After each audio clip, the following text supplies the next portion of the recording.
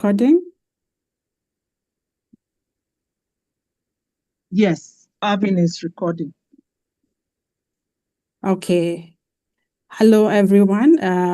Welcome to our end of year webinar here at DiploFoundation, the Africa office. So we want to welcome each one of you this afternoon or this evening or this morning, depending on where you're logging in from.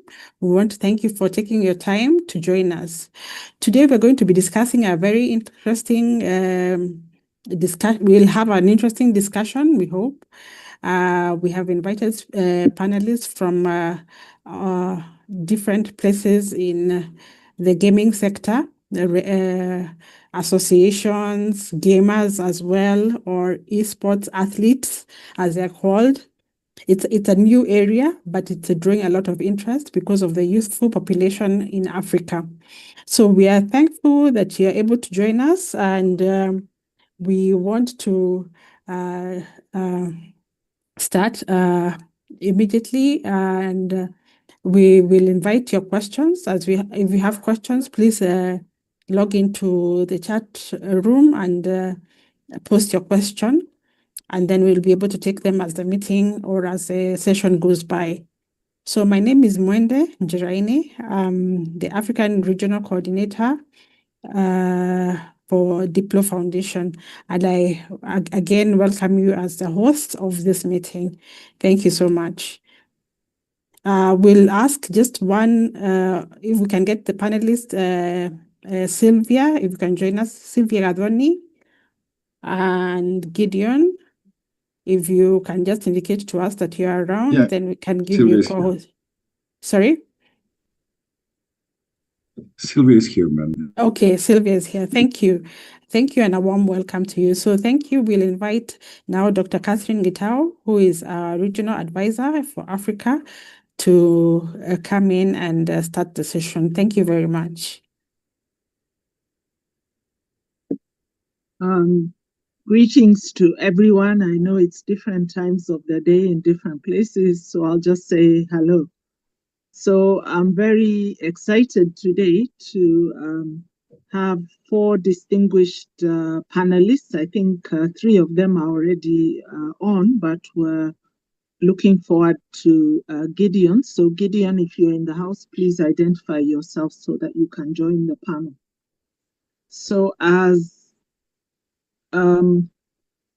Mwende has indicated, the last topic of this year is about the pros and cons of gaming for Africa's youth. I think all of us who use digital devices are very familiar with how attractive and how time-consuming the games that we find on our devices are. So given that Africa's youth are definitely participating in gaming, and we want to know whether they're doing it well or not so well, and we want to see what opportunities we have for them on these platforms. I'm sorry, I'm trying to admit people as I go along. And we have with us Ronnie, who is an executive in the gaming sector. I think when he answers his first question, he can tell you a little bit more about himself. We also have Tony Okeo, who is more of an investor and a businessman in the area of gaming. We have Sylvia, who is not only an esports enthusiast, she's also been successful in esports tournaments around the world. So that's very interesting. I'm sure Sylvia is going to tell us what esports is and how she became so successful in this area. We were also hoping to have Gideon, who runs a gaming company. He's from Nigeria. I haven't seen him yet, but let's hope that he'll join us as we go along. So can I start off by asking each of the panel members present to just very briefly introduce yourself, tell us who you are and how you got interested in gaming, but at the same time, answer the question, what separates a casual pastime like gaming from serious economic opportunity, and how do we help our young people here in Africa make that transition? So I'll start with Ronnie. Gideon, very welcome. I hope you had the question. We'll start with Ronnie. Thank you. Thank you very much. Thank you very much, Catherine. And thank you to everyone who's joining us today. My name is Ronnie Lusigi. I'm the president of the Esports Kenya Federation, which is a national federation in the Republic of Kenya, registered as a sports federation, as esports is recognized as a sport in the Republic of Kenya. I'm also a member in the International Relations and Development Committee of the Global Esports Federation, which we are members of as a Esports Kenya Federation. I've also been in the esports space operating privately through an esports events company, which we founded in 2020, known as Index G Esports. To your question, Catherine, on exactly the gaming and if you please come again, Catherine, to your question so that I can go into it. I think it was a bit lengthy. I didn't get it clearly, but please, if you could come again, Catherine. Okay, just simply to tell us that how can we move our youth from gaming as a casual pastime to a serious economic opportunity? Yeah, okay. So how can people stop just playing and start making money? Okay, thank you, Catherine. And first of all, my view would be that casual activities are good for human beings. They are good for interaction. They are good for relaxation. And but they form the foundation of making anything productive. Any industry that has been productive is also strong as a casual activity. Soccer is strong as a casual activity. That's why it has a good foundation to be the biggest sport in the world. Running is a good casual activity, and it forms the basis for athletics to be one of the major sports in the world and in Olympics. So in the same way, casual gaming, first of all, is a good thing when done responsibly for young people, to keep them connected, to develop in them skills like teamwork, communication, other digital skills that they also gain from there. But to your question on how we can move that to something productive, I think it's very wide. Some will need to understand the gaming sector as a whole. We have people who operate in the developing space, game development, software development space, people like Tony, who I see here. That's a first facet of how young people can be involved. And that only comes from the inspiration they get from casual gaming, because you got to play, to know the feel of play, to know what's missing, to know how you can innovate to make a better game or to improve a current game. So that could be the first one. Secondly, could be where I operate from, which is making competition out of video gaming, which is esports. One can be an esports athlete, a player like Sylvia Queen Arrow, who we have with us here. One can also be a referee in esports. One can be involved in event organizing in esports, because we have live events. You need to connect LED screens to the sound. You need security. You need ushering, and a whole lot of things. We have the area of production. One can contribute, use their gaming skills to produce esports events, because it's not just about holding a camera. It's about knowing and understanding the game for you to be able to produce that. We also have other relatable skills like journalism skills, where we have what we call casters or commentators in gaming. Young people who start from mainly streaming online, and they are able to transit into being commentators when you have events.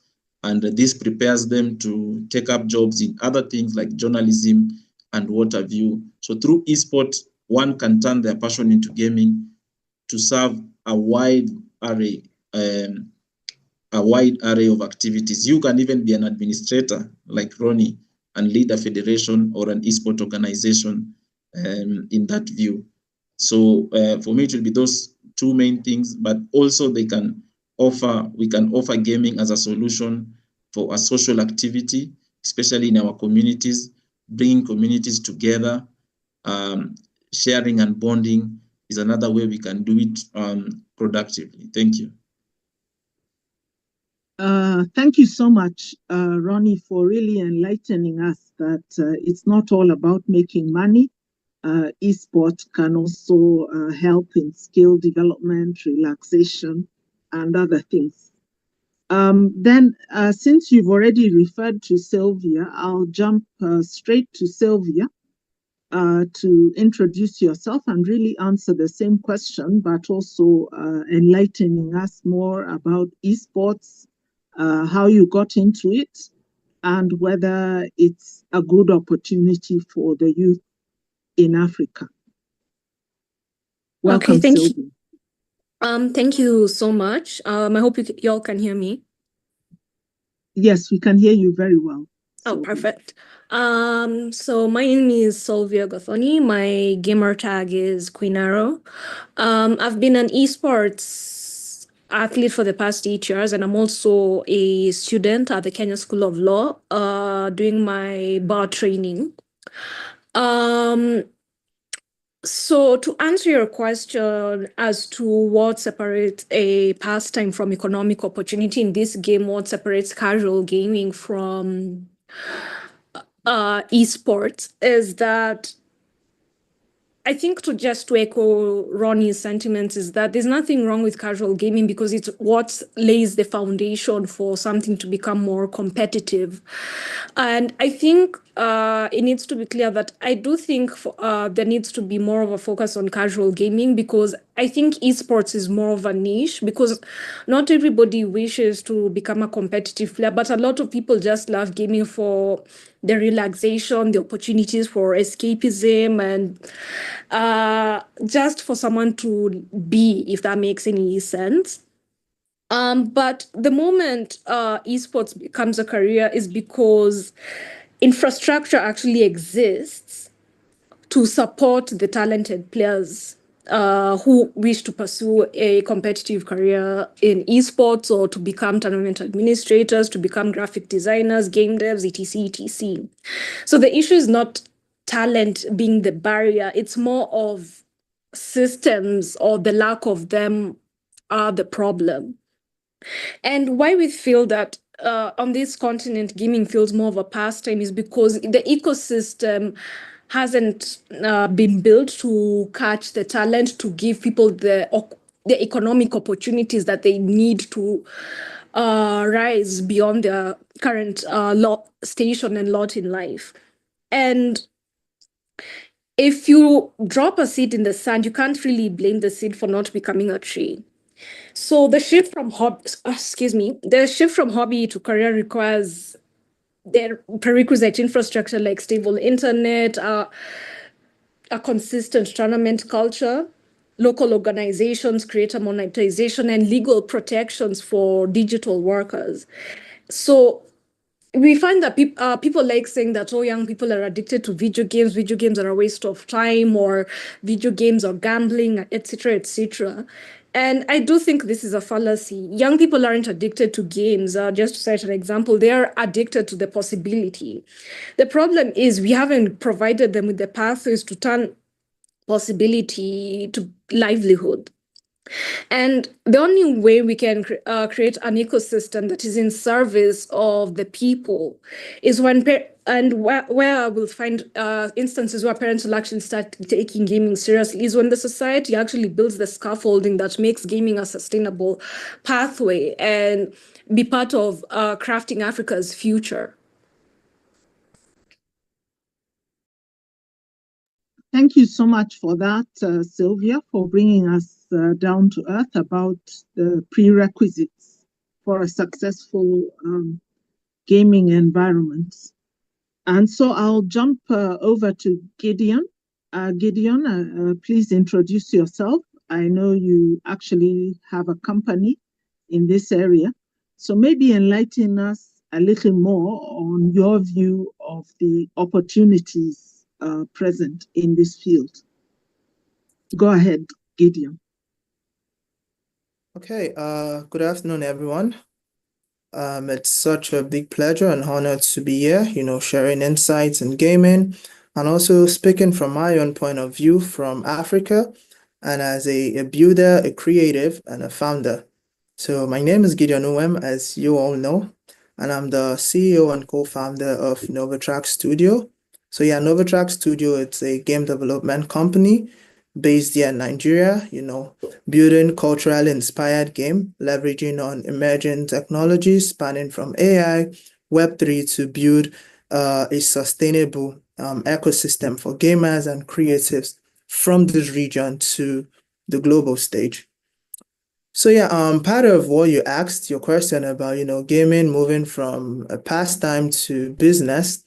And as we all know, gaming has shifted so much from just being entertainment or seen as something that is childish for just children and the rest. We've seen, especially from the Western side of the world, people build game and they use this to grow ecosystem. And also this is a way of adding to the economy GDP. And we also see that gaming as a whole has its own ecosystem spanning from esports. We've got the esports side of things, and we've also got like the development side of things. So I would say gaming has gone beyond just entertainment. It's now a form of employment. Take for instance myself. I started off as a traditional UI UX designer, and then bringing in this skill into the world of gaming, creating screens for projects, gaming projects, and the rest. And then coming down to founding my own company where we are actually building culturally inspired game. So gaming is more than just entertainment, something people do to in their leisure time and the rest. And we see people taking on, entrepreneurial path as myself and the gaming niche. And even being in the entertainment sector, we tend to see that gaming tends to generate more revenue, even more than music and even movies combined together. So I'd say the evolution is real and gaming is just beyond entertainment, end quote.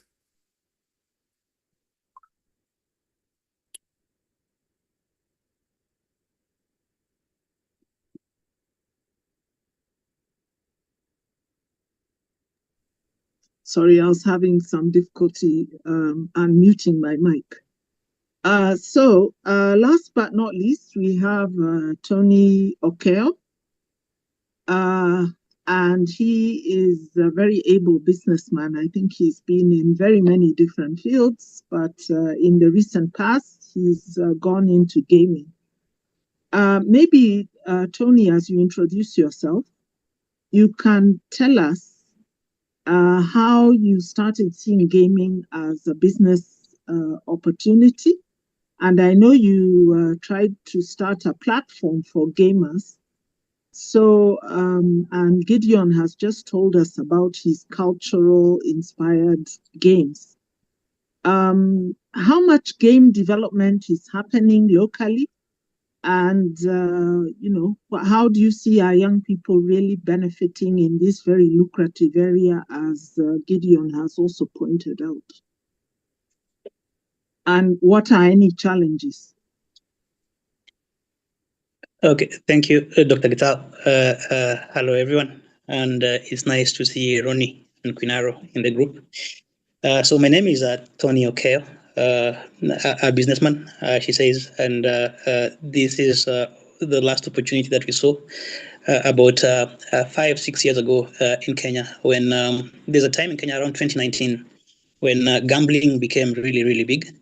And there was a fight between the government and the young people, telling the young people that there was too much indulgence in gambling. But I think the question for us was, what was then the alternative? Because we were bashing the young people, but without, giving them, an alternative direction to go to. So as a counter narrative, we thought, okay, fine, because esports was taking a shape in the global West.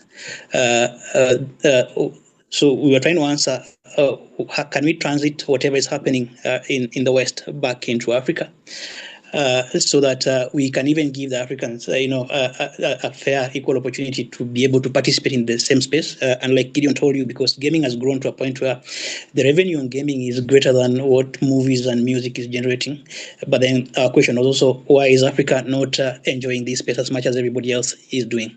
And so our approach then was to come into the space and come up with an African narrative to the in this space. And the thought would be, for instance, to get to a point where we can see Queen Arrow playing a game on Shaka Zulu and beating the rest of the world. I mean, something that is inspired from Africa, based on African stories, because I think Africa also has a deep culture that is mostly unexploited. So following that, what we did is we registered a company, Rubik's Digital Kenya Limited. So far, we've expanded to Botswana, where we have Rubik's Botswana. And the concept then was to Africanize this space, because we noticed there are actually a lot of gamers and game developers who have very interesting gaming concepts. Most of them developed and fully working, but then still held on their laptops. So our question was then, can we get a way of provoking all this talent in terms of game creation to be able to bring it out, then create a common platform where the games can actually be taken into and be commercialized. And again, following what Queen Arrow said, then we develop what we call a consistent tournament culture, because what has been happening, and I actually appreciate what Ronnie and his team are doing in terms of regularity of tournaments. But then we were thinking, okay, now if we can reduce this into a gaming app or a gaming store that is local and native to our issues, then in between or whatever events that Ronnie organizes, then we can be having daily engagements or very regular engagements, so that we actually don't have lull times, and that is actually what we're trying to address. So we have an app, Play on Games, which now we try to have locally developed content as what actually populating the platform. And in addition to that, we also have had a bit of conversation with UNESCO. And there's been a struggle even from UNESCO's end, because the African stories are hardly ever told. And whenever they're told, they're never told through the eye of the African in terms of how they see themselves. And that is partly what we are trying to achieve as well, where we actually go and look at, okay, now for Africa, what are our stories? Can we convert them and save them in a way that is entertaining enough for the young guys to actually come and engage and interact with them? And if we can throw in education and cultural preservation to the games, then I think that will be what will be achievable out of that. So that is the perspective from which we actually operate as Rubik's. Thank you. Okay, thank you, Tony, for giving us hope that there are people working on creating that ecosystem that Sylvia said was so necessary. Now, you also brought out something which perhaps I'd like us to deal with quickly, so that we can move on more to focus on the opportunities. And that is, there is a negative perception of gaming, and it does have risks. I know I myself set off an alarm when I was playing Tetris at night in my office, and I was highly addicted, not just to the game, but to being the highest scorer in my office. And then every time somebody got near me and score, I could play for hours, even though I had other things to do, in order to push my score way above where anyone else could get near me. So let's be honest about some of the risks, so that we can then see how to mitigate them and how to move forward and make this a very beneficial space. So let me start with you, Sylvia, because you're actually a player in this field. when you got interested, and you've told us you're a lawyer or an aspiring lawyer, how do you make sure that the esports doesn't take over your life, and what other risks do you see? Okay, thank you so much for posing that question, Catherine. So the major question is, how do we protect youth without killing creativity? And the thing is, we need guardrails, not handcuffs. We need to realize that we are in the age of technology where new advancements are being made every third week. Back during the pandemic era, we're talking about cryptocurrency and NFTs. And right now we're talking about artificial intelligence, which shows how much technology is coming fast at us. And the issue is the real danger isn't children playing video games, it's the predatory systems around those games. Like right now, we're talking about artificial intelligence prospectively putting game developers out of work because corporations are more interested in maintaining their bottom line rather than investing in humans and creating systems that are actually in service of the player.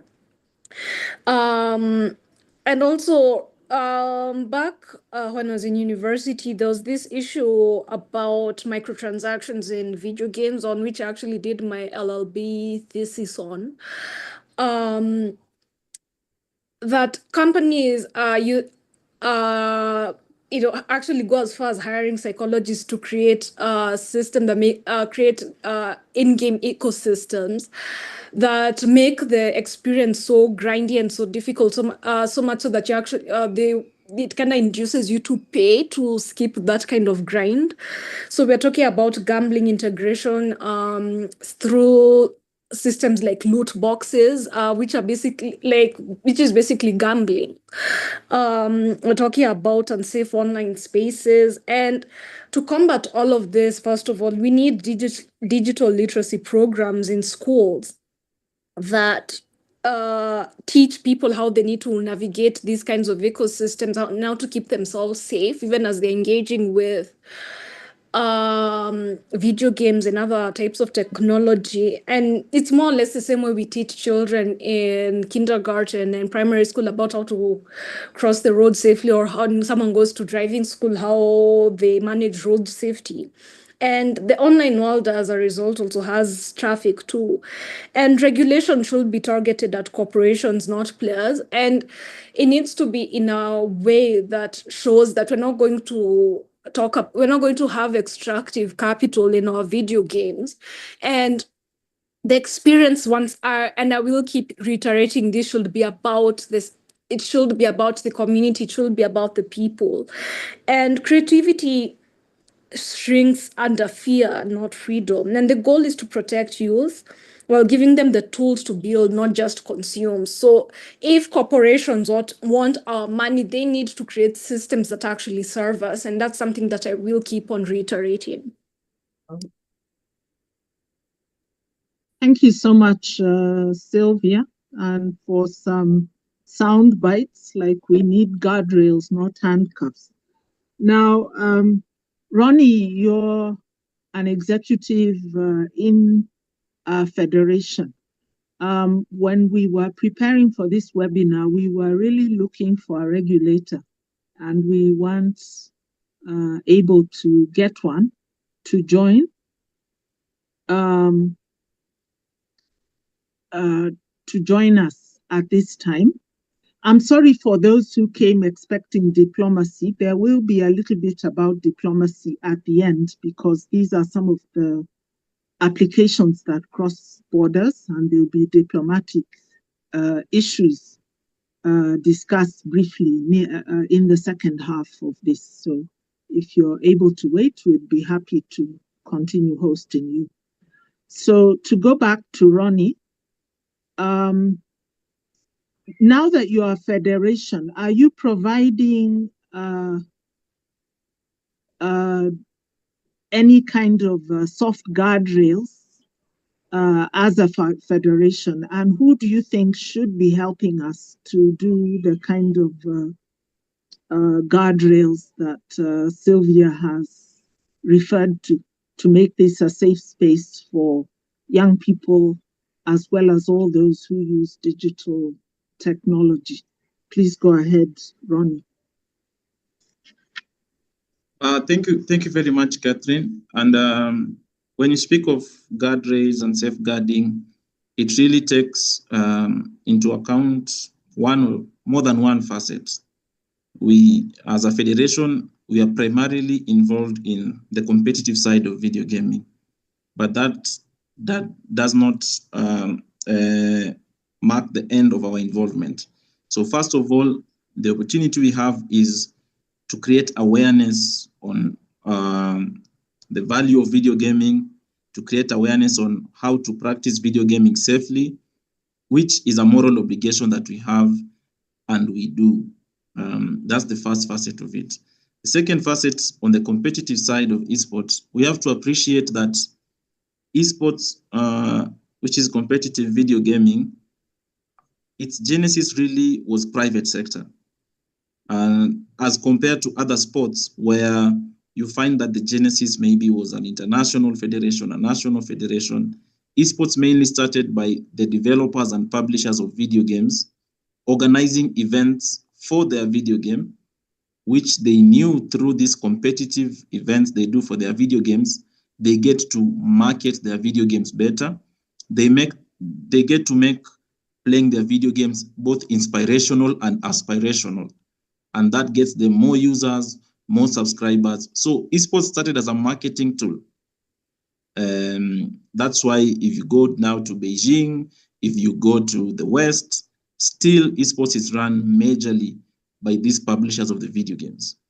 But then enter other people into the space, which is like us now, federations, because in an African perspective, for example, you'll find that most of these video game publishers do not consider Africa as a market. So there will be limited activity in Africa in terms of them organizing events and competitions in Africa, or even including Africa in the international competitions, or including Africa in their spend when it comes to putting up servers or setting up an office in Africa. They barely have this. So that's why you need institutions like tournament organizers and esports federations in Africa to be able to fill this gap and offer competitions. And while doing that, try to safeguard those participating in this competition. It is not easy because esports is still new. We are still learning every day on how best we can be able to safeguard the people who are playing. It's a global issue, even across sports. How do you safeguard, for example, football players? You know, there are many cases out of especially West Africa on players falling to fake agents who are promising to take them to Europe, and they end up finding themselves in human trafficking and other instances. In esports, we have cases of maybe players will find dubious organizers who perhaps will collect money and promise prize monies and not deliver them. So we are still in the process of establishing a framework to streamline, especially the organizers' side, so that organizers of competitions can be credible, organizers of competitions can be accountable. So it's still a learning journey. We're engaging stakeholders both in the private and public sector in finding a fine balance so that we do not offer roadblocks or impediments as Sylvia was describing, but rather we facilitate the safe growth of esports. Thank you. Thank you very much, Ronnie. Arvin, please assist Tony. He's having some technical problems.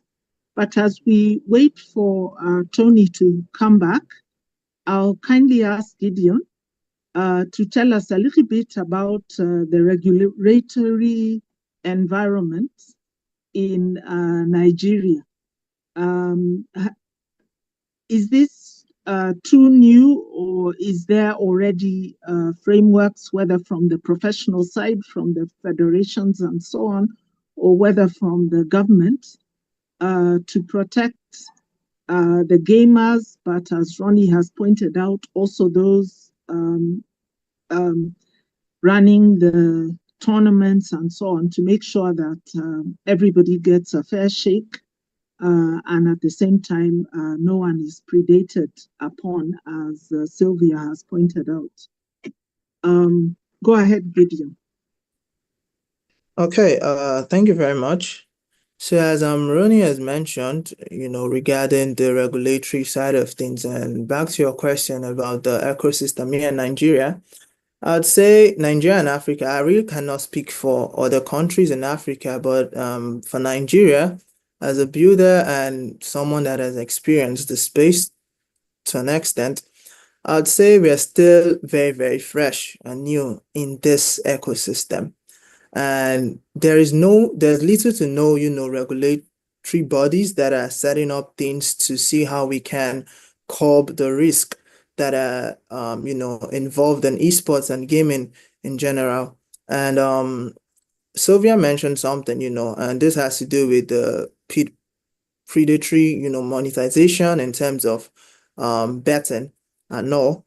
So in Nigeria, we still see a lot of persons, institution, parents, and the rest, as I mentioned earlier, we still see gaming as a child thing, something that is, they don't see a real value coming from there. But in Nigeria, yeah, the ecosystem is still evolving. We are experiencing a shift, is evolving, and we tend to see institution like Gamer Studio. Early this year, I happened to have partnered with them for a game development training where we got to inform people. So I'd say the first thing is information, getting to inform people, because a lot of persons are not aware of what gaming is, what esports is. So the first thing is building a foundation, building structures that every other thing coming on it, it's more like a layer on them. So first, to grow the ecosystem, you need to structure out a solid foundation. And yeah, obviously, compliance, regulations, these has to come in place. But I'll say a deeper risk from this region, it's not just, regulation. This has to do with, youths wasting talent due to lack of structured pathways, and also Africans being just consumers with no producers or gaming content. And I think Ronnie mentioned something earlier where I said a lot of publishers in the global world, they're not looking at Africa. They tend to invest more in in products, games coming from the Western world as well, and also the Asian part of the world. But for we're still new, we're still fresh, and in all of this problem lies a very, very big opportunity for our own stories to be told and being showcased to the global world. So we are still fresh, and it's just a matter of taking intentional steps to layering a pretty solid foundation, and every other thing coming on is going to be layered on this. So the ecosystem still needs to grow. We're still nurturing it, and a lot of policy still needs to be put in place, not just we copying and pasting what the Western have, because I believe in we are different persons. The way their culture and African culture, it's different. So it's not just about copying these people. We need to understand how our own people respond and react to all of this. And then we can then structure out ours and see what works well. But I would say at this stage, there's still a lot of experiment to do. We're still at this experimental phase where we need to test ABC and see what works. So yeah, I'd say that is, that's how I see things from my own point of view. Okay. Thank you so much. And thank you for those joining from the world of esports and the work that you're doing. I'll kindly ask my panelists to switch on their video unless their connection is weak. but if your connection is able to bear it, it's really important for the participants to see your face as you talk to them. So I turn to you, Tony. I know you've crossed boundaries. You've worked in at least 2 countries on this gaming issue. When it comes to this issue of regulation, can Africa perhaps leapfrog a little bit and try to harmonize regulations, and also to make sure, because many of us are playing games which are hosted in Europe or the US or Asia, and we really don't know what kind of protections are available to us as we play those games.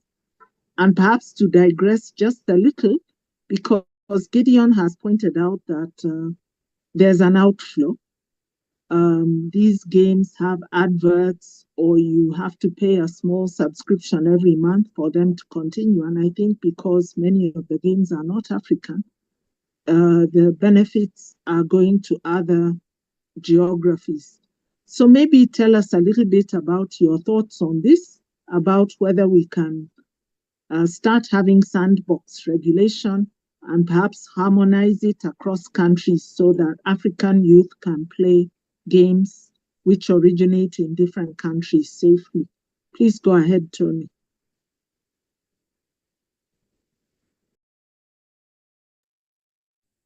Can you hear me?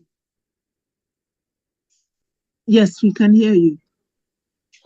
Okay, so we have tilted at the local windmill with Ronnie for quite a bit, trying to get the corporates in Kenya to understand and see where gaming can fit into the ecosystem of other commercial ventures that run within our economy. And then I've also now transited again into Botswana, and the difference I'm seeing is big. And I say in those differences, I think that's actually where the African opportunity really sits.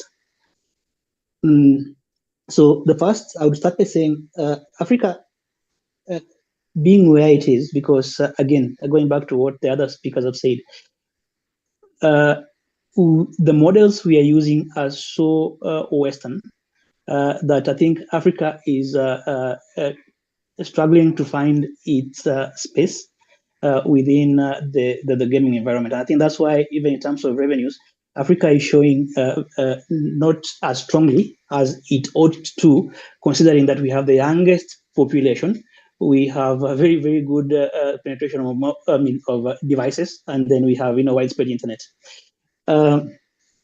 So the things we can do as Africa, and I think where I can actually say being behind might be working for us in a sense, is we have the opportunity to then define what do we want, at the regulatory level, and then in terms of the outputs that we actually want to extract out of gaming and esports generally.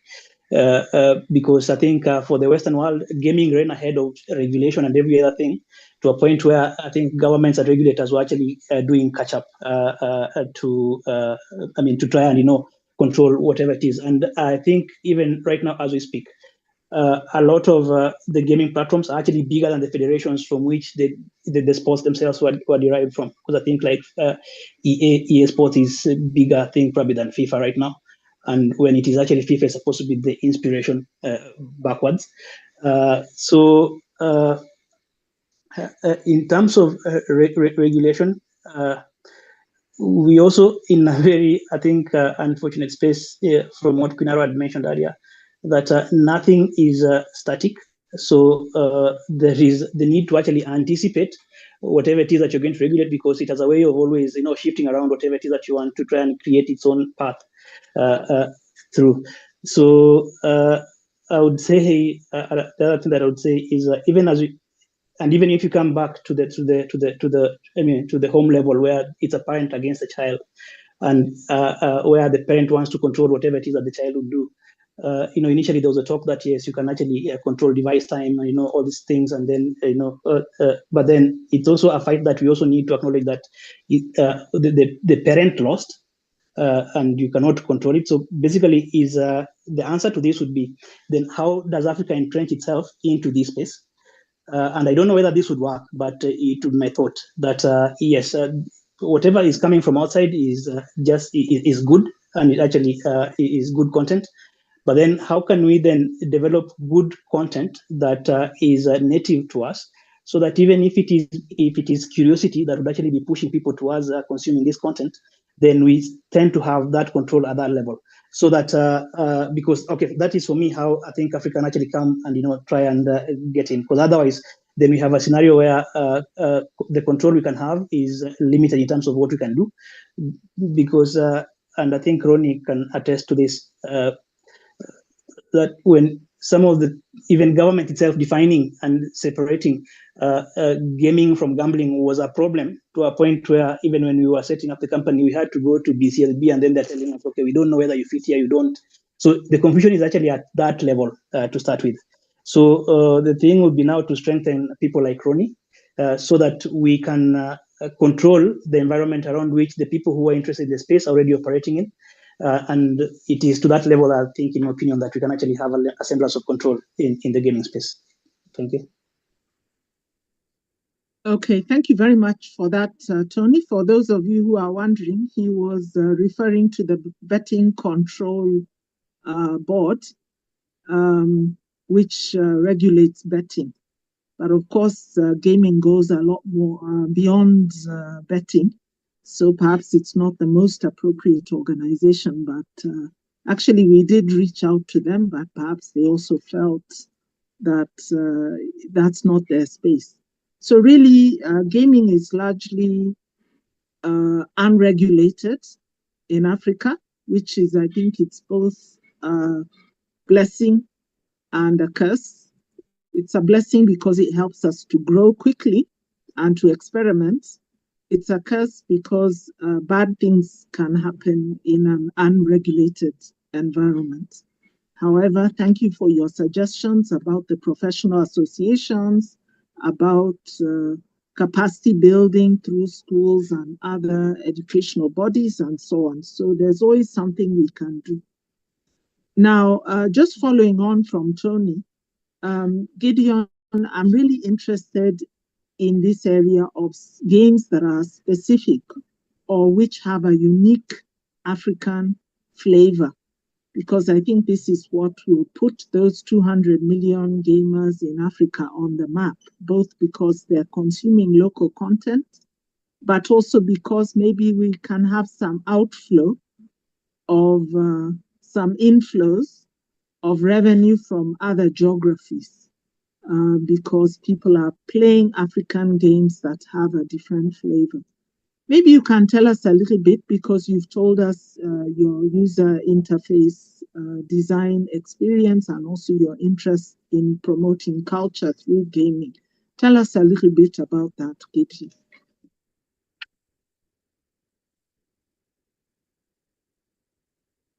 Okay. So as I mentioned earlier, I see gaming as a tool to, shape culture and also promote culture, because since gaming became a thing, even for us Africans adapting into this space and getting to interact with games and all, we tend to see that Africa's voice is very, very much underrepresented in the gaming world. And this is actually one of the problem I'm coming in to, curb and solve through Novatrax, because we tend to see games built by the Western world. We get to see games like Ghost of Tsushima. I always make reference to these games, and the recently released Ghost of Yotai. These are games that are promoting the Japanese culture, from the environment, landscape, from the characters, even traditional weapons. These are games, even from someone that hasn't been to China, I tend to learn a couple of things, even from the food, the way they dress, the way buildings, houses are being, built in Japan. I get to, pick little insights from interacting with this game. We even get to see games like GTA. This is, talking about the American world with the whole gangster fight and the rest. So even without being in this location, through interacting with game, you get to see all of this and get more insights about what their world is. But in Africa, the world has come to experience us through music. We see the likes of Afrobeat, Amapiano, and the rest. And even diving into movies, we get to see movie genres like Nollywood. The world has come and, experience Africa through this medium. But when it comes to interactive technology like gaming, we are still very much underrepresented. And that's why currently we tend to see studios, building culturally inspired game. You'd see studios like Dimension 11. Novatrack Studio is not the only one doing this. You tend to see companies like Dimension 11 with their, their console game, Legend of Orisha, Blood and Water. You see this, talking about the Yoruba culture and all of this. We need more backing, from the infrastructure level and, support to push things like this, because I believe gaming is a new creative economy and it's something we shouldn't sleep on. And with our upcoming Game Expo, we tend to feature specific location. For our first launch, we're featuring 3 locations, 2 from Nigeria, and we're featuring 1 in Paris, because we don't want to entirely cut out the, the global world on just focusing on, Africa. When I say culture, I'm not just hammering heavily on Africa's culture. We get to see Mexico and the rest. But for us to have a seat at the table of global gaming, we need to see more studios, more builders building things that are inspired by African culture. I think there's a game I came across, Relooted. I think it was built by a company in South Africa. There, something like that. This was talking about the whole game. I think the game law was built around, the characters going to museum in this Western world to retrieve artifacts that was taken from us through colonization. These games, we need to have them in larger scales, because one of the advantage we have is our population. And even coming to the world of esports, most of the games we interact with are built by the Western world. We need to engage more with our own game. And for us to engage more with our games, we need to build more African-inspired games. So I'd say there's a ton of opportunity in the space. And yes, I think I'm going to leave it at that. We need to build more and also showcase Africa. What's the word? We need to be aware of the potential gaming has and how it can transform people, mindset, and also shape culture. Thank you so much for enlightening us, Gideon, that, it's not just about making a beautiful game, but you can also promote your culture, your tourism, your music, your instruments. So it can be a very, very powerful benefit here in Africa. And I'm learning a lot from what you're saying. Now, before we go on, I was planning just to do a quick poll from the participants. So, Avin, if you can assist me to put the poll up, it's just a simple yes/no question. Do you think that the benefits of gaming for African youth outweigh its risks? We're just going to have a quick poll so that we see who feels that it's a benefit and who feels it's a risk. So far, most people are saying that the benefits outweigh 93%. So very, very strong support. Okay, it's going down a bit. Some people feel that there are still a lot of risks for our youth. And we're hoping that through this discussion, we're going to mitigate some of those risks.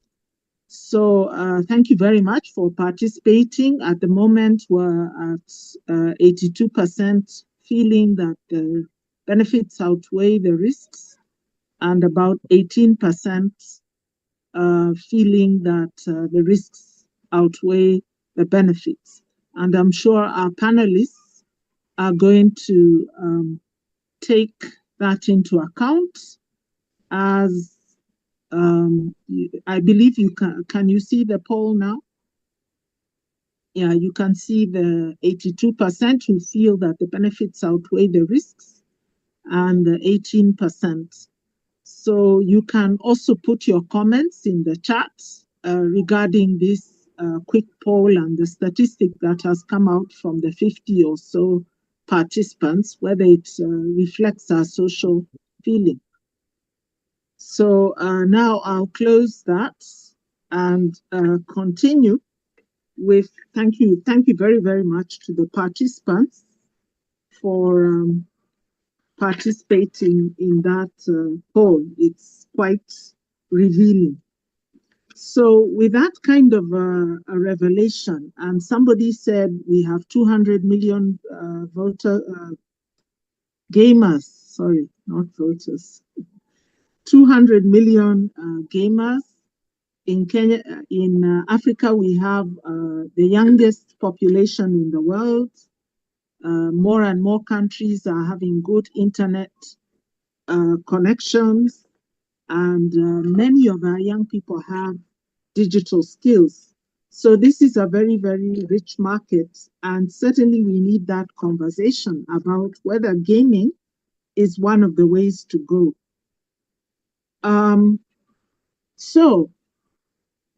Starting with Ronnie, how can Africa host regional or continental esports tournaments that builds talent, community pride, and real economic value? I know you're in this business, so this is your chance to really sell the idea of esports becoming one of the things that is hosted here in Africa. Please go ahead, Ron. Yeah, thank you, Catherine. I think the question will actually be how can Africa continue to hold, because already Africa has started hosting international esports events. Just recently, September, Nairobi, Kenya hosted what we call the PUBG Mobile African Championship, which was the inaugural competition for that game in the African continent, Sub-Sahara. And we had 16 nations participate, and they came down to Nairobi. Each nation had 4 teams, and there was clear and demonstrable value to the Kenyan esports ecosystem and the Kenyan economy in general. For example, for that competition to happen successfully in Kenya, you had over 130 people coming in from across the continent and beyond the continent. That is a boost to Kenya hospitality. You had these people enjoying the artistic and tourist sites within the capital city of Nairobi.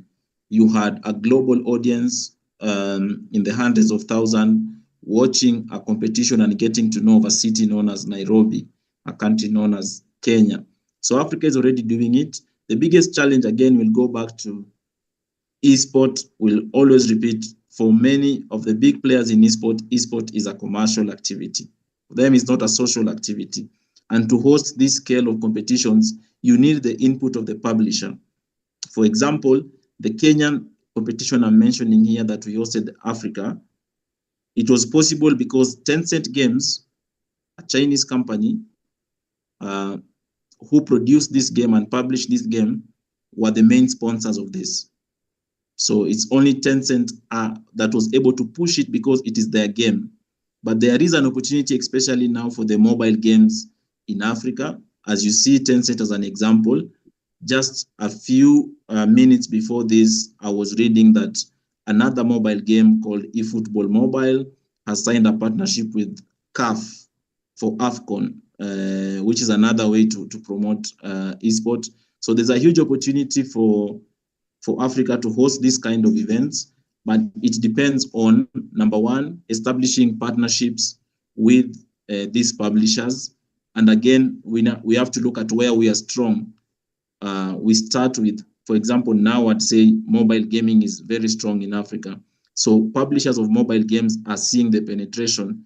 eFootball Mobile, for example, has got 700,000 active users in Nigeria, according to Sensor Tower.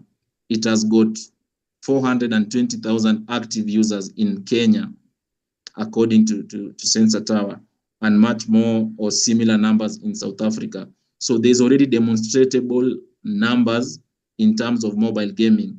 And as compared to playing on the console or PC, it is easier to verify data for mobile gaming because you just have to use the sensor towers in your country, as compared to PlayStation, where you cannot clearly demonstrate how many people are playing in the continent. Most players, as Quinaro will tell you, create accounts in which they register as if they are playing from outside the continent, because you have to pay by the dollar and many other challenges. But for mobile gaming, we are seeing more and more mobile games even include local payment solutions. For example, in Kenya, for PUBG Mobile as a game and eFootball Mobile, you can pay using M-Pesa, which is a huge game changer for these games. And they are seeing the value. That's why they're investing in Africa now. So the big opportunity is in mobile gaming in my side. But also we must be realistic as people in the esports sector, because I know most of us playing in the creative sector like to keep everything private. We really need to partner with the public sector, our regional and national governments. You cannot do it without them, especially now that you don't have the publisher interested in your event. For example, in September, what also contributed to the success is that the Esports Kenya Federation partnered with Nairobi City County. Nairobi City County were able to offer a facility, a venue for free to do this kind of events. It takes 2 days for the competition, but it takes 5 days for the setup. Who will give you a venue in a city for that, for a whole week for free? That comes to the regional and national governments. If you want to host people from multiple nationalities, for us it was easier. With the assistance of the Ministry of Sports in Kenya, the migration process for the players coming in was seamless. As you know, Kenya now is a visa-free country for all African nations, but still having the national administration supporting us means that players spend little time at the airport for the check-in. They're able to get express check-ins and things like those. Those things attract sponsors, where they're able to know, if I'm coming to your country to do an international event, I need to know you are in tandem with the local administration. It is the same. Okay, Ronnie, could you put on your video, please? Okay. Sorry. It's okay. Yes, go ahead. It's the same template that is used for hosting Africa Cup of Nations, hosting the All African Games. These federations, traditional federations, partner a lot with the national administrations. So we really need this. We really need to partner with our national administrations. And that is why it goes back to what we said in the beginning. We need to show the value of esport beyond the economic value, the big numbers. We need to first show the social impact. We were able to demonstrate to our national administration, this event coming to Kenya, you'll have more than 60 young people involved earning a living from this. You will have Kenya promoted. Right now, that game, courtesy of this successful event in Kenya, they launched a Maasai Shuka in that game. So you can be able to play using a Maasai Shuka. And it goes to what Gideon said. That game itself, PUBG Mobile, has got over 200 million active users across the world. Today, the Kenyan Maasai Shuka is accessible to 200 million active users across the world. And I don't know how much you'd pay to advertise on CNN to reach this number of people, or to advertise with the Premier League, like Visit Rwanda does, or Visit Malaysia does with Premier League teams. You see, you can be able to demonstrate to your tourism boards that video games can be an avenue for them to promote the country. Many young Africans know about Asian history, and they've never stepped into Asia. Many young Africans know about the World War because of a game called Call of Duty. They know about base camps in Europe. They don't know about any in Africa. So how do we be intentional, speak to our tourism boards and tell them video games can be a key partner, and that contributes to them supporting in hosting international esports events in your country. So already I know Africa is doing that. Nigeria recently did the African Championship for Call of Duty Mobile, but again, the first one was in Kenya last year. So I wouldn't want to say Kenya is the leading, but also it shows that in terms of hosting international esports events, I think we've stepped up. I see a lot in Nigeria also in terms of international esports events. I know GamerX and who Kenyans have participated in. So it's more and more collaborations, and I believe that will attract more international esports events. And finally, it goes down to quality. We must ensure whenever we get these opportunities that we give events of the highest quality possible. Remember, every video game is somebody's IP. They need to know that their IP was represented in the best way possible, in a way that adds value and does not deduct value to their IP. Thank you. Okay. Thank you so much, Ronnie. We feel very enlightened about the issue of tournaments. There's something you said that makes me want to turn to Sylvia. You're the first person, Ronnie, to mention the Ministry of Sports. As a successful esports player, Sylvia, do you feel that the Ministry of Sports recognizes esports as a valuable sport? And have you received the kind of support that you would have expected? And what would you like to see going forward? Sylvia, please go ahead. So as to whether I have received support from the Ministry of Sports, I have received some publicity in that the former CS Ababuna Mwamba had come by an event of which I was the ambassador of, and it was facilitated by Ronnie and the Esports Federation. And I think that particular optic was a good signifier that the Ministry of Sports was starting to see the value of esports. Sylvia, please remember your video. My camera is off because the internet here is a bit issue right now. That's why. Okay, that's fine. Go ahead, Sylvia. Yeah. And what I'd like to see going forward is I just don't want lip service being paid by the powers that be. What I would love to see going forward is actually the formation of the prerequisite structures are not based on aping Western models of extraction, but rather something that's built into the philosophy of what this country and this continent is all about. And that means that we need to collectively have a philosophy that's hinged on people thriving. And as of now, I don't think that conversation has come to pass, because I don't think people have acknowledged that there is a lack of philosophy to begin with. So when the time comes, I do expect that's a conversation that we will be having.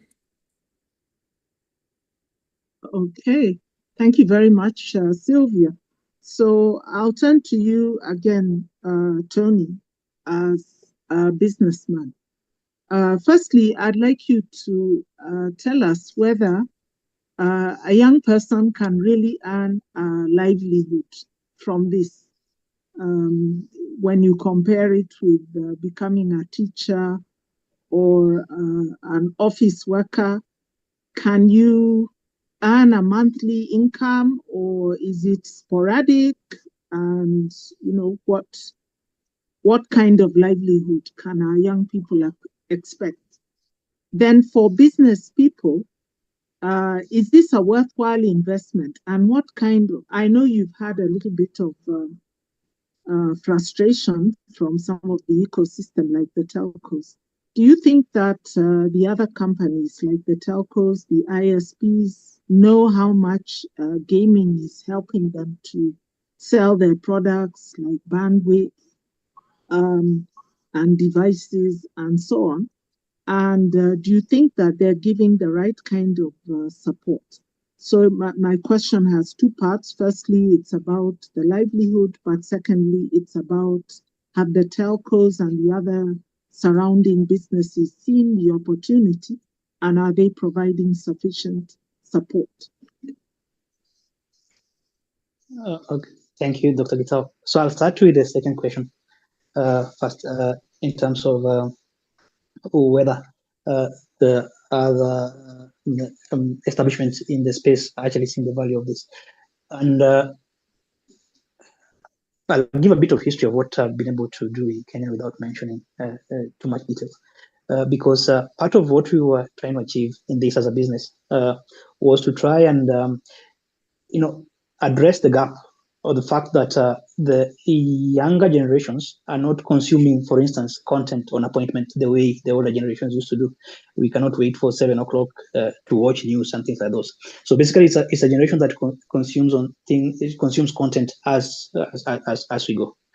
And then the other thing that we also tried to achieve was since gaming requires a consistent simultaneous upload upstream downstream communication between the device and the servers, then it was an opportunity again for the telcos to actually now use this, especially on tournaments and active competitions, to try and push bandwidth sales. But then I think the challenges we met and again, I think Ronnie understands this, and he can probably also laugh with me about this, was a lot of establishments are, I can say, a bit behind in terms of where, and behind I say they show rigidity because they have models that are working, but then the models are failing because what you can tell, even in terms of the performance of the media houses over the last 2, 3, 4, 5 years, they're all increasingly hitting large losses. And so the question was then, how can they get gamification into this space? And I think that is what is the difficulty that they're still having to see. And my analysis of the media house that we spoke to, then the challenge we met at that point was you realize all employees are basically being paid on commission arrangements. So if you're coming with innovation right now, it makes it very difficult to penetrate the space because everybody's worried about what is coming in now rather than planning for what is coming in the future. So I think as a business, I would say it's a space that, yes, the chance is already there, but then we need to now just stay it out a bit because at some point things will actually come and converge. And then in terms of whether a young person can actually make a genuine livelihood from this, I would give you an example of what is happening in Botswana right now. For instance, about a month ago, the country decided to invest about 200 million pula, which is about $20 million, in the space of content creation and where video gaming comes in, because they actually see now the value of okay, fine, we have tried every other thing, but then how do we get the attention of the young guys? And this is a very specific way where Botswana can be able to push its own educative content in creative ways using technology, then get other people in the space, storytellers, animators, game developers, background music composers of these things. So yes, I would say there is potential, there is capability, and I think Africa is lucky in the sense that we actually get into the space when the concept is mature. So the thing is, if we just push on a little longer, and with Ronnie and the people like Ronnie doing whatever they're doing with their federations and all, then it's going to happen. And even for the media houses, because you see the media houses, the telcos, the other people that actually are going to benefit from this space, and there's a lot of write-up on this, is the advertisement space and the PR firms, because they're also doing quite badly in terms of targeting the new generation of consumers, because these people are just not consuming advertisement messaging the way it was being done before. So gamifying it or infusing it as part of experiential consumption of advertisements is actually the next way. And I think there is space. There are people already earning in the space, but then I think it's actually going to grow bigger as we move along. Thank you. Thank you. So for the 50 or so people we have, you can see how much opportunity there is. Let me turn to Gideon briefly. I don't know whether, Arvin, we will be able to take 1 or 2 live questions before we finish. So if you want to ask a question live from the panel, please do raise your hand so that we can select just 2 people because of the time to ask their questions directly to the panel. So Gideon, my question is this. Somebody said in the chat that it's so difficult. You may have an idea for a game, but all the things that need to be done, the graphic design, the development, the hosting, 101 things. It seems to be quite a tall order. Are we building shared economy type models where I could have an idea today and there's a platform where I can go and get a developer, get a graphic designer, get everything I need so that at least I can get the prototype, and even for investors to go there and look for game developers who are producing content.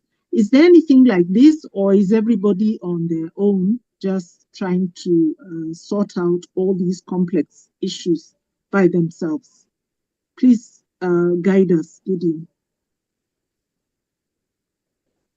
Okay, so that's a very solid question. And I'd say when it comes to onboarding creatives, developer to hop on a project, let's say for instance, you've got a gaming idea and you want to build it out with a team. Unfortunately, for the current situation of the continent, there is little or no investment that is, looking at the direction of indigenous builders. And this is actually one of the problem that I would say Africa as a whole is facing, because even in other sectors, most of our investors are foreigners. We do not have a lot of, we tend to be seeing a couple of VC firms and the rest coming up to empower builders, creators, and creatives in the space, but not necessarily on gaming, because I still believe we still need to educate. We still have a lot of work to do to educate people at the infrastructure level, at the government and policy level, enlightening them more on how gaming can, be a tool of transformation, and also, increasing and bringing other revenue pathway. So, but in terms of like getting creative, I think most of the devs or team that you'd need, they're obviously online. Maybe not Africans, but they are online. You can see the likes of them on Instagram. Sorry, I made mention of Instagram. You can see most of these people on Twitter. I think the early days of my career, I happened to be, very, very active on Twitter and LinkedIn, just posting my work, sharing my progress, my process, and everything. And that was how people reached out to me. Hey, I've got an idea. I want to build this. I want to build this out. And also, we need to have a solid community, because I believe when you have a community of different builders, creatives, it's easy to outsource and then get talent to work on a project with you. I'm going to give a reference to when I started, because as I mentioned earlier, I'm a UI UX designer. That's my field, that is my world. So I looked at the space, and initially I noticed the traditional UI UX space was heavily saturated, and I wanted to do something different. And for me, gaming just made sense. So I started experimenting, practicing, and exploring the world of gaming, seeing how I can bring this same skill and translate it, make it useful in a gaming world.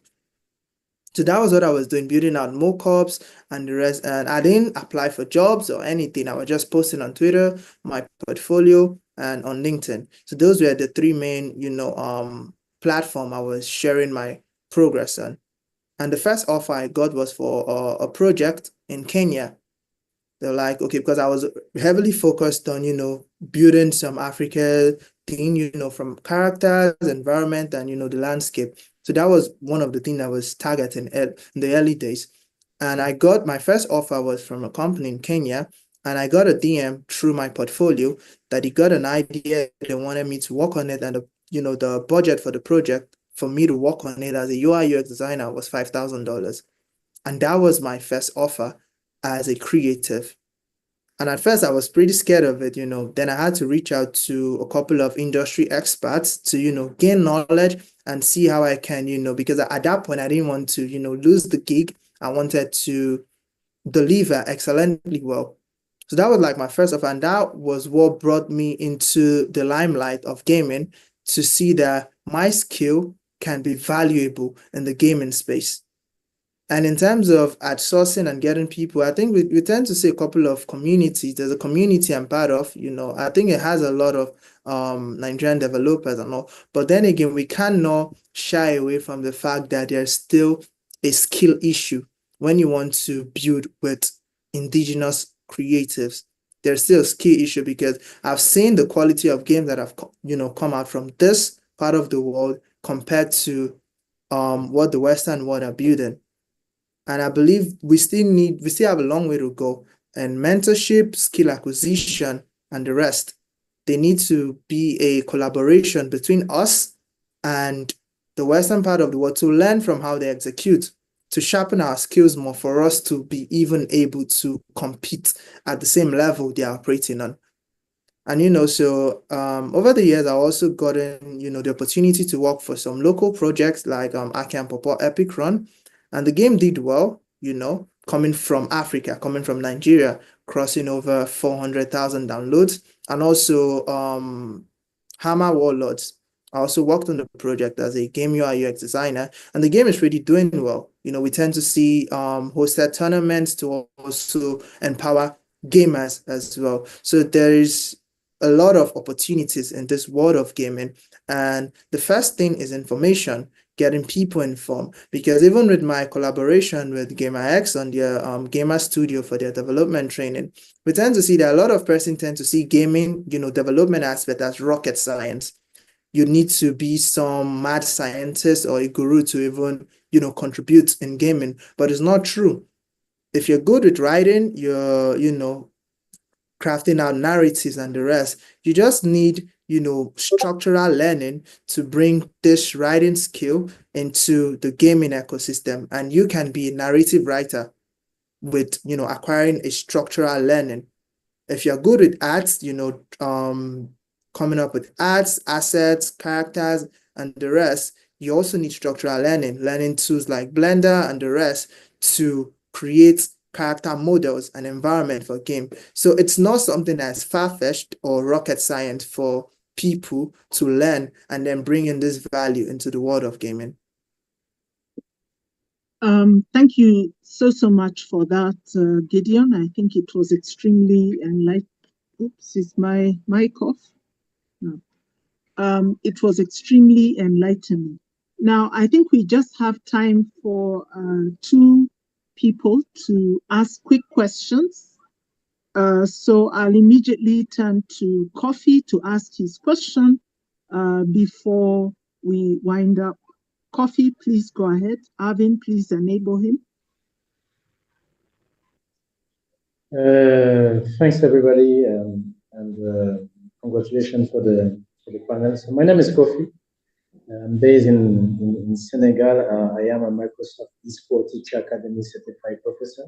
So we can't hear you very well, Kofi. Please be close to your mic. Now it's better? Yes, it's better. Okay, so as I said, I'm Kofi. I'm a Microsoft eSport Teacher Academy certified professor. So I teach eSports since 7 years right now in France and in Africa. And it's more contribution than a question. I think that being in the space since 10 years, I think the most important things right now on these topics is education, because esports and gaming are not part of the curriculum. That's why 2 years ago, I developed the first esports curriculum in Senegal in the private sector for the Kedge Business Group. So we need to teach this type of capacities. Second things is about the market. You need to understand the market. So far, the biggest studios are in South Africa, and they generate money. And it's because also in South Africa, in university curriculum, they have game development asset and curriculum already available since 2015 when I was there in South Africa. And during all this time, I saw developers come from this country and expand in other jobs or in the market themselves. The second thing is capital. We don't have investors. Produce a game is a cost. It's exactly, for being really simple, produce a game is like producing a movie. Is today the same capacities, investments, and even hardware. That's why you will see more and more people from movie develop series from games, because it's the same condition. So we need to have capitals, because so far as all panelists said, all the money for investment is abroad, now not in Africa, because our governments or other investors fear or don't understand the market. If you don't understand the market, if you don't have the data about the economics, you can't invest and risk on people. And third things is visibility. A study said that in Africa, for a young studio, you need to put your feet in 23 countries for show your games before to be really visible in the market. You imagine that? You need to travel 20 times at conferences to show your games. So when you look about all these problematics, the solution is about government, because government has a lot of responsibilities on that, because it's about to create an environment that permits to the ecosystem to grow very, very quickly. And second things, last point is about regulation. You can't regulate without federation. Because if you don't do it, other companies can invest in your market and then take over your market because you don't regulate. So far, Africa is the youngest population. If we don't regulate our market, it's other entities or other enterprises that will come to regulate this market.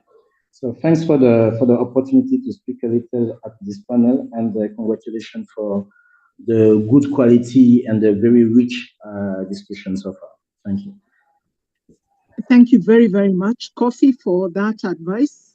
It's unfortunate that we've run out of time. So I would have loved to have Ademide. And please, Ademide, put your question in the chat or your comments so that it is captured, but I really apologize. Now, for the panel, and I thank Helen, who has written very detailed and very helpful comments in the chat. They are noted and very much appreciated. And I encourage all those who have the wherewithal and the knowledge to come together and make this an opportunity for our youth. So now, since I don't have much time left, I'm going to go around my panel and ask them just one sentence, the one thing you'd like to be done in this field, your one ask. So I'll start with Sylvia, then I'll go around. So I think my major ask is to just have a foundation and a philosophy, as I said, that's based on and hinged on people thriving. And that means we need to first have community over self, which means basing our foundation on the grassroots, because we have to face the reality that here in Africa, nobody is coming to save us. We have to be our own salvation, and we have to be the people that we've been waiting for all this time. We do have the resources, we do have the manpower, but we need to have a shift in our mentality and actually put our money where our mouth is in regards to building this space, because otherwise, if we continue on the current trajectory that we're going, we're setting ourselves up for failure. Okay, thank you very much. Building that foundation of self-reliance. I'll go on to Gideon. What's your one ask?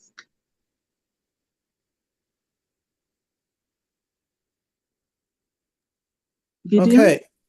Yeah, I can hear you clearly. So I'd say my one ask. Yeah, can you hear me? Yeah, video. Oh, Your okay. face.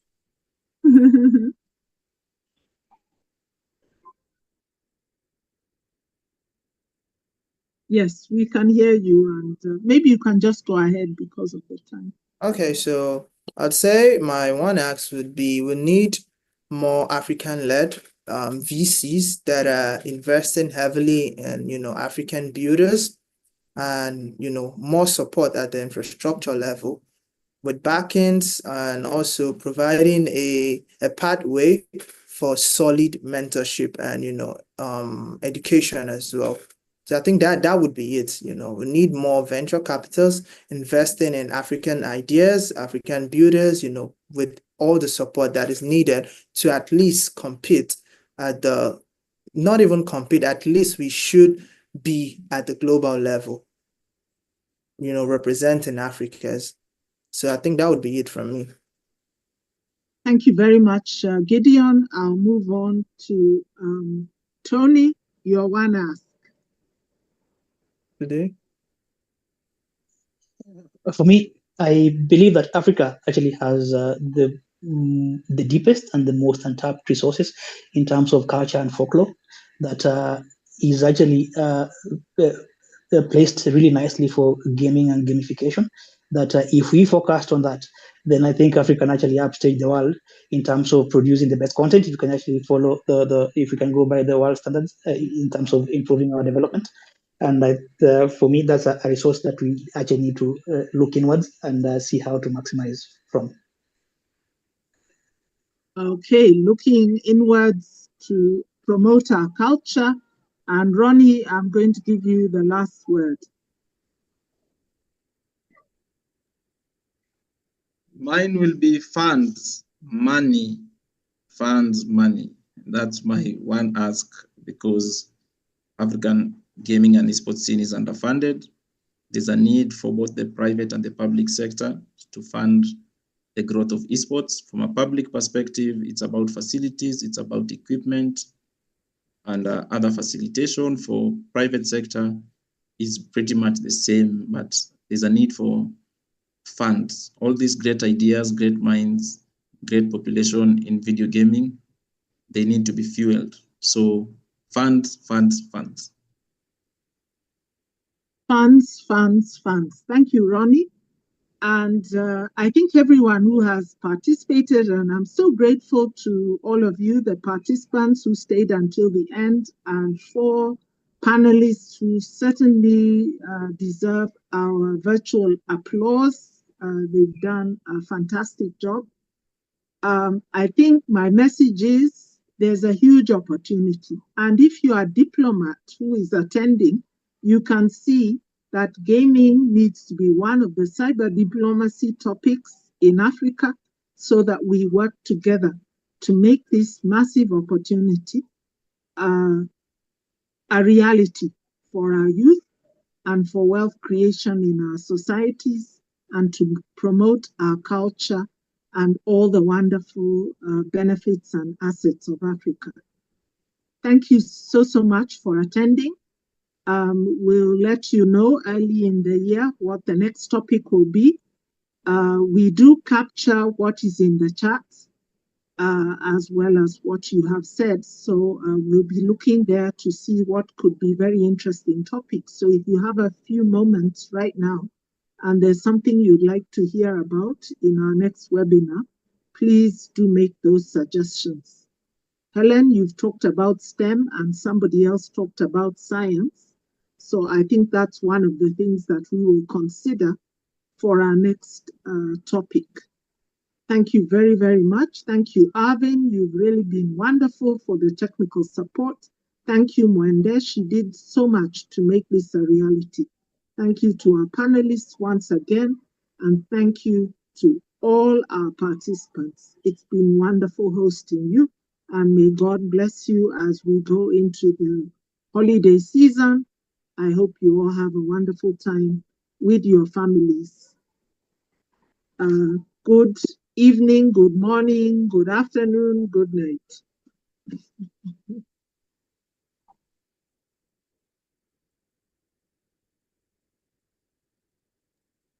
Cheers. Thank you, guys.